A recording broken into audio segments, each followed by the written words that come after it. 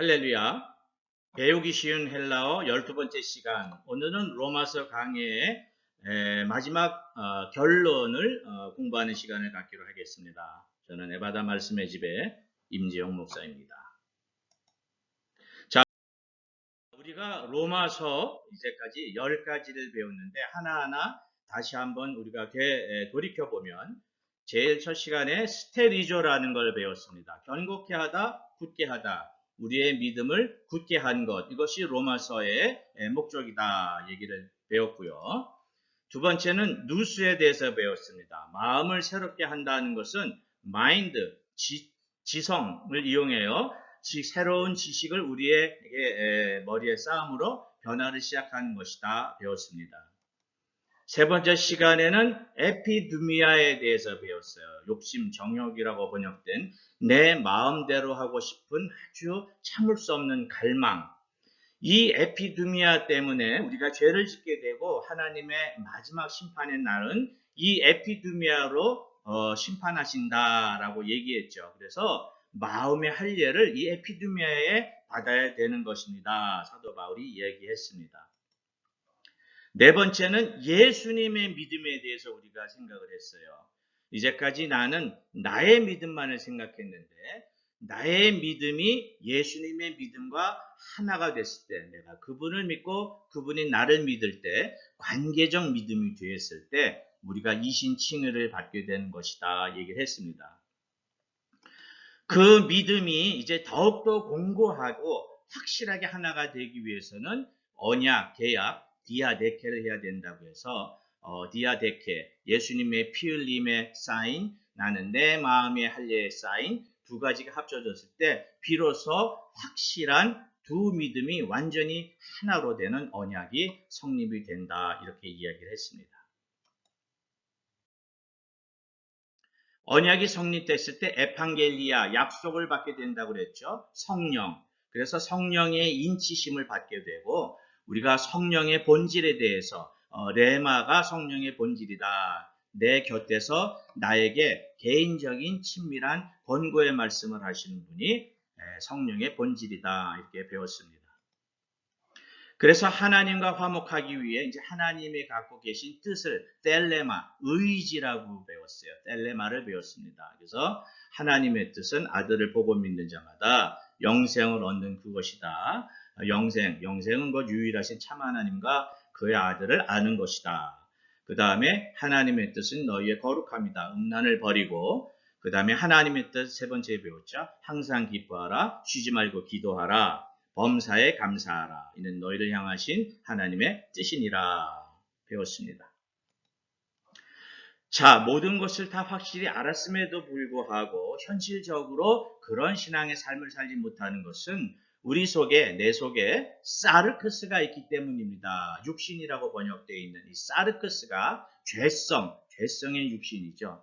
그래서 이 사르크스를 따르지 않기 위해서 성령을 쫓아 행하라 배웠습니다. 내 옆에서 레마의 말씀을 주시는 분의 말을 귀 기울여 그분의 말씀을 쫓아 인생의 길을 걸어가라. 그러면 육체의 욕심, 육신의 사르크스의 욕심을 이루지 아니한다. 이렇게 또 배웠습니다. 그리고 로마서를 좀 더 이해하기 위해서 세 가지의 단어를 배웠죠. 십자가를 함께 지고 간다. 이 말은 예수님의 십자가 옆에 나도 내 십자가를 세워놓고 나를 거기다 못 박는 거다. 내 몸을 못 박는 것 대신에 육체, 사르크스, 육신과 정욕과 욕심을 같이 못 박는 것이다. 지식은 그노시스와 에피그노시스가 있다 배웠습니다. 두 가지가 다 우리가 가져야 될 지식이다 배웠습니다. 예배도 단어가 프로스쿠네오라는 예배가 있고 라트레이아라고 하는 예배가 두 가지가 다 있었다. 그 두 가지로 예배를 드려야 된다 배웠습니다. 그리고 메타모르포, 예수님의 아주 엄청나게 영광스러운 모습으로 변화된 것처럼 우리도 그분의 사고방식처럼 변화해야 됩니다. 그래서 우리의 사고방식의 변화를 제일 먼저 해야 됩니다. 누스, 지식이 시작돼서 마지막으로 사고방식의 변화까지 가는 것이죠. 그래서 사고방식의 변화를 받아 어떻게 해라? 성령의 충만함을 받으라. 그래서 성령의 충만함을 공부했습니다. 충만이라고 하는 단어는 핀플레임이 차고 넘치는 이런 충만이 아니라 사도 바울은 플레로 가득 차다, 100% 역할을 하다, 그런 단어를 사용했다 얘기했습니다. 그러므로 나의 곁에서 레마의 말씀을 주시는 그분의 성령님이 나한테 하시는 말씀을 쫓아 100% 순종하도록 하면서 인생을 살아가라. 이제 이렇게 이해하시면 되겠습니다. 자, 그리고 오늘 이 구절이 바울이 우리에게 하는 마지막 명령문이 들어간 구절이에요. 자, 마지막으로 우리에게 명령을 합니다. 우리 한번 읽어볼까요? 파라칼로 데 후마스 아델포이 스코페인 투스 타스 디코스 타시아스 카이타 스칸달라 파라텐 디다켄 헨 후메이스 에마테테 포이운타스 카이 에클리네테 앞 아우톤 호이가르 토이 우토이 토쿠리오 헤몬 크리스토 우둘류신 알라테 헤 아우톤 코일리아 카이디아테스 크레스톨로기아스 카이율로기아스 엑사파토신 타스카르디아스톤 아카콘. 자, 무슨 말이냐 하면요, 한글 번역을 보면 형제들아 내가 너희를 권하노니 너희 교훈을 거스려 분쟁을 일으키고 거치게 하는 자들을 살피고 저희에게서 떠나라. 이 같은 자들은 우리 주 그리스도를 섬기지 아니하고 다만 자기의 배만 섬기나니 공교하고 아첨하는 말로 순진한 자들의 마음 카르디아를 미혹하느니라. 떠나라고 명령을 하고 있습니다. 떠나라고 된 에클리네테 동사 명령면인데 현재형으로 되어 있어요. 지속적인 실천사항이라고 우리가 배웠죠. 뜻은 as declining to follow false teachers, turn away from avoid, as turning from doing what is bad, 떠나다, 돌아서다, 피하다, 지속적인 실천 명령을 하고 있습니다. 계속 피하고, 계속 떠나고, 도망가고, 숨고, 이렇게 해야 되는 건가요?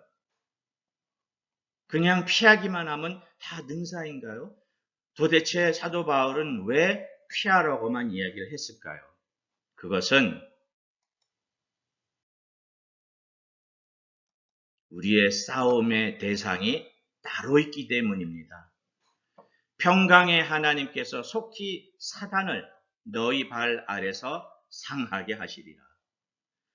읽어봅니다. 호데 테오스 테스 에이레네스 순 트립세이톤 사타난 후포 투스 포다스 후몬 앤 타케이. 우리가 사단에 대해서 좀 알아야 돼요. 계시록 12장 9절에 사단에 대해서 아주 잘 설명하고 있는데 큰 용이 내어 쫓기니 옛 뱀, 곧 마귀라고도 하고 사단이라고도 하는 온 천하를 꿰는 자라 땅으로 내어 쫓기니. 이게 다 하나예요. 근데 이름이 이렇게 다른 겁니다. 히브리어로 사탄이라고 이렇게 쓰고 있어요. 사탄. 이 사탄을 발음 그대로 번역하면 사타나스고 이 사탄을 내용으로 번역하면 디아볼로스예요. 그래서 사탄이라고도 하고 마귀라고도 하고 디아볼로스, 이거는 다 단수로 쓰는데 한 마리입니다. 한 마리. 큰 용이라고도 불리고 어떨 땐 옛밤이라고도 불리기도 하고 마귀라고도 불리기도 하고 사단이라고도 불리기도 하는데 무슨 일을 하냐? 온 천하를 꿰는 자다. 잘못된 길로 들어서도 우리를 유혹하는 자다, 이런 뜻입니다.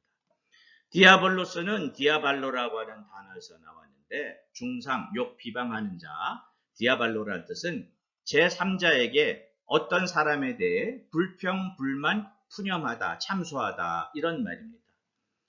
옛뱀이 하와에게 다가가서 하와, 제3자인 하와에게 관계가 있는 하나님에 대한 불평을 했죠. 동산에 있는 모든 나무의 실과를 먹지 말래매 이렇게 얘기를 했죠. 그랬더니 하와가 잘못 굽어진 말씀을 알고 있었죠. 선악을 알게 하는 나무의 실과를 먹지 말라 이렇게 알고 있어야 되는데 동산 중앙에 있는 나무의 실과를 먹지도 말고 만지지도 말라라고 했어.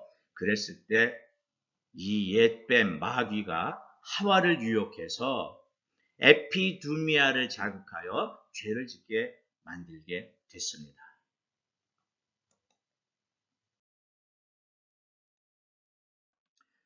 자, 사단, 마귀가 들어간 성경 구절 중에 우리가 좀 유념해서 보여야 될 구절을 3개를 찾아봤어요. 에베소서 4장 27절 마귀로 틈을 타지 못하게 하라. 틈은 플레이스, 장소라는 뜻이에요. 토포스라고 하는 장소. 마귀로 장소를 만들지 말아라 이런 뜻이에요. 불평, 불만의 장을 만들지 말아라 이런 말이겠죠. 에베소서 6장 11절 마귀의 괴계를 능히 대적하기 위해 이 괴계가 뭡니까? 불평, 불만으로 우리에게 접근하는 거죠. 하나님의 전신갑주를 입으라. 군사처럼 전신갑주를 입으라고 얘기했습니다. 베드로는 이렇게 얘기했어요. 근신하라 깨어라 너희 대적 마귀가 우는 사자같이 두루 다니며 삼킨 자를 찾나니 너희는 믿음을 굳게 하여 마귀 사탄을 대적하라. 불평, 불만, 참소하는 장소를 만지지 말고 혹시 다가서거든 대적하라 이렇게 말하고 있는 거죠. 우리의 적입니다. 마지막에 바울이 이렇게 얘기합니다. 평강의 하나님께서 속히 사단을 너희 발 아래서 상하게 하시리라. 읽어봅니다. 호데 θεος τες 에이레네스 순 트립세이 톤 사탄한 후포 투스 포다스 후몬 엔 타케이 상하게 하다라고 번역된 순트리버 이 단어는요 그냥 상처를 준다는 뜻이 아니라 부스러뜨리다 스매시 크러쉬 눌러 부수다 break in pieces 가루로 파수어 버리다 shatter 산산이 부숴버리다 아주 가루로 그냥 박살을 내버린다는 얘기입니다. 어디에서요? 우리들의 발 아래에서 우리가 사탄을 밟아야 돼요. 우리가 사탄을 부술 수 있는 힘이 없습니다. 그럼에도 우리가 발로 밟으면 하나님께서 그 힘으로 우리 발을 통하여 사단을 파스러뜨린다는 이야기입니다. 발로 밟지를 않기 때문에 사탄이 가루로 부서지지 않고 있는 것이죠.